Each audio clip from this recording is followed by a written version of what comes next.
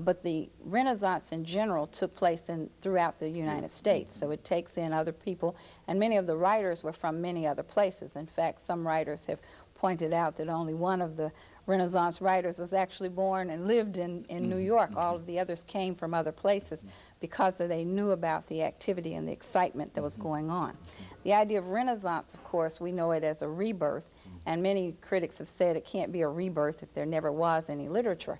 On the other hand, there had been writers long before the Renaissance, what we consider precursors of the Renaissance, and one of the things that that rebirth stood for was a kind of coming together of a lot of the writers. This was one of the first times that a lot of African-American writers had been able to collaborate with each other and talk about ideas together. Some of the others had known each other before and had corresponded. We know about that. But we don't know that they actually came together and wrote things or participated in some of the kind of activities that the writers of the Harlem Renaissance did. Very good. Dr. Smith-McKoy, she mentioned the forerunners of the so-called Harlem Renaissance. Let's have you, from your literature experiences and et cetera, let's have you to give us a few words in reference to that group and what that was all about. Okay. The forerunners to the Renaissance actually began with the beginning of African-American literary expression in the slave narratives. And even before that, Our Nig was published in 1858. We also had African-Americans publishing in London prior to that time, so that we had a movement in the slave narrative that like the Harlem Renaissance, was sort of a multi-ethnic Renaissance and movement, because there were various constituencies involved. You also had sort of the neo-slave narratives following that, and outstanding writers who wrote in local color genres such as Charles Chesnutt, Alice Dunbar Nelson, who came up prior to the Renaissance.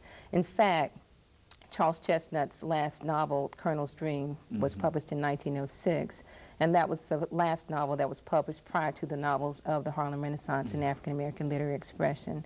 The last poet that was published prior to that was Paul Dunbar Nelson, who published last around 1906 as well. And the next poet was not published until the Harlem Renaissance. So, like Gloria said, it's a movement that was very self-reflexive, and it was a movement that involved people from all over the United States as well as from abroad.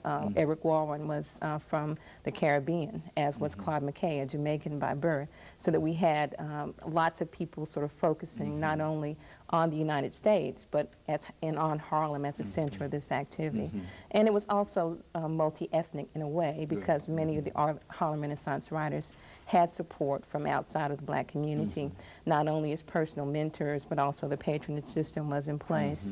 And lots of the writers published in journals that were wholly dedicated prior to that to literature that was produced by white Americans. And so the focus of the United States was really on black writers at this period of time. It was an idea whose time had come, which made it all the more important. And so this cultural movement had its roots really in the slavery system. Would that be a correct assessment? And to say that it was sort of reflected in the census, as I would imagine, of the 1920 during that period. Would that be a correct assessment, and did that have any impact upon well, the yes movement and toward? no. A part of the movement was geared towards the idea that the beginning of African-American consciousness was not slavery. It went beyond that.